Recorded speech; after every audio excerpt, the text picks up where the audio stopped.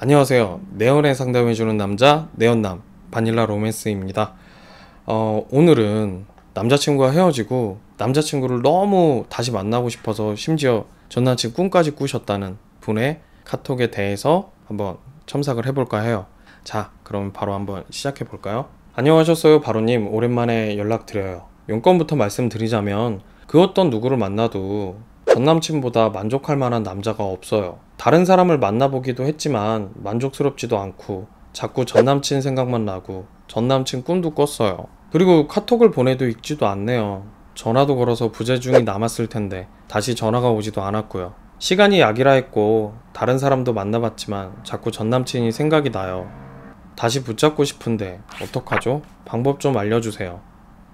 저는 지금 피양이 느끼는 감정을 비하하고 싶지는 않지만 피양이 지금 느끼는 감정들은 사실 객관적으로 따져보면 뭔가 특별한 감정은 아니에요. 피양을 비롯해서 남자친구에게 이별 통보를 받고 잠도 못 자고 밥도 잘 못 먹고 다른 사람을 만나봐도 마음에도 안 들고 그럴수록 더 전남친만 생각나고 심지어 전남친 꿈까지 꾸는 그런 분들이 많은 게 사실이에요. 그리고 그런 분들은 자기가 그렇게 너무 힘드니까 내 운명이 전남친이었구나. 그래서 내가 전남친 꿈까지 꾸고 너무 이렇게 힘든 거구나.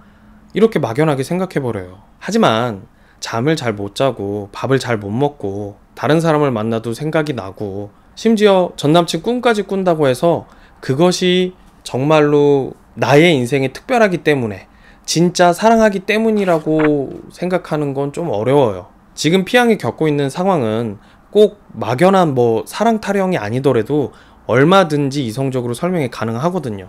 혹시 자이가르닉 효과라는 말 들어본 적 있어요? 러시아의 심리학자 자이가르닉 브루마라는 사람이 있었어요. 자기가 자주 가는 식당의 종업원이 엄청나게 복잡한 주문을 실수 없이 이렇게 처리하는 모습을 보면서 대단하다고 했다가 근데 또 막상 주문이 모두 끝나고 나서는 모두 까먹는다는 사실에 막 놀랐어요.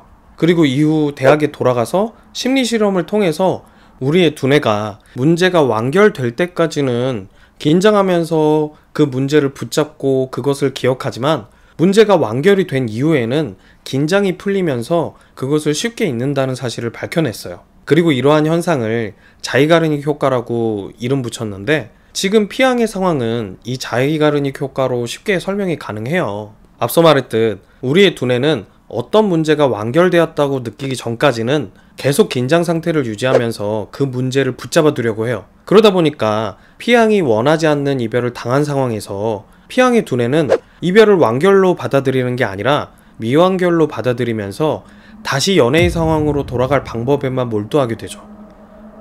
그러다 보니까 쉽게 이별을 받아들이지 못하고 계속 긴장 상태를 유지하면서 스트레스를 받고 힘들어하게 되는 거예요. 그러니 뜬금없이 전남친 꿈도 되는 거고 다른 사람을 만나도 전남친이 생각나기 쉬운 거죠. 사실 제가 이렇게 말해도 피양 입장에서는 그런 거 아니다. 자이가르닉 효과 같은 게 아니라 진짜 사랑해서 그런다. 나 이런 거 진짜 처음이다. 진정한 사랑이다. 이렇게 말하고 싶으실 거예요. 근데 잔인하게 말을 하면 피양 저랑 이야기했을 때 그랬잖아요. 남자친구 처음 봤을 때 좋아하지도 않았고 솔직히 옷 스타일이나 외모가 촌스러웠었고 그리고 심지어 그때는 남자로서 매력을 느끼지 못했었다고 하지 않았었어요? 그리고 남자친구가 피양하고 헤어지자고 말한 이유를 따져보면 사실 피양이 지금 말한 전남친만큼 저한테 잘해준 사람이 없어요 이런 말도 모순이잖아요. 정리하자면 피양이 지금 전남친 생각에서 벗어나지 못하고 다른 사람을 만나도 전남친 생각이 많이 나고 또 전남친 때문에 그렇게 힘든 건 전남친이 피양에게 너무 특별하고 운명이고 사랑이기 때문은 아니라는 거예요. 건조하게 현재의 상황을 해석을 하자면 이렇게 말할 수 있어요. 피양이 남자친구한테 예상치 못했던 이별 통보를 받고 나니까 자이가르닉 효과 때문에 이별을 완결이 아닌 미완결로 받아들이게 되고 그러다 보니 두뇌가 긴장 상태를 유지하면서 미련이 남은 거죠. 그리고 미련이 남았으니 뭘 하든 누굴 만나든 계속 남자친구가 생각나는 건 당연한 거고요. 또 따지고 보면 애초에 내가 마음에 드는 사람이라는 건 원래 소수예요. 그리고 전남친을 처음 만났을 때 피양은 그다지 탐탁치 않아 했지만 만남을 이어가면서 상대와의 관계에 의미를 부여하고 추억을 쌓아가면서 감정을 키웠잖아요. 근데 그걸 어떤 사람이 한 번에 대체해 주길 바란다는 자체가 사실 넌센스죠. 피앙의 감정과 사랑이 특별하지 않다고 말을 하는 건 피앙의 감정과 사랑을 비하하는 게 아니라 자꾸 피앙의 감정과 사랑이 특별하다고 생각하면서 스스로를 더욱더 감정의 수렁 속에 던져 넣지 말라는 거예요. 지금 피앙은 전 남친하고 헤어져서 잠도 못 자겠고 밥도 잘 못 먹겠고 다른 사람을 만나도 감정이 안 생겨. 분명 이건 사랑이야. 어서 다시 만나야 돼. 이러면서 스스로를 채찍질하고 더욱더 감정적으로 만들고 있잖아요. 지금 피앙한테 필요한 건 피앙이 하늘이 내린 운명을 놓쳤다면서 현재의 상황을 연민하고 한편의 슬픈 로맨스 영화를 찍을 게 아니라 내가 갑자기 이별 통보를 받았더니 받아들이기가 힘들고 미련이 남는구나. 일단은 내 생활에 집중해야 되는데 힘들다. 이렇게 생각하면서 자신의 멘탈의 상황을 직시하는 거예요. 자, 다음.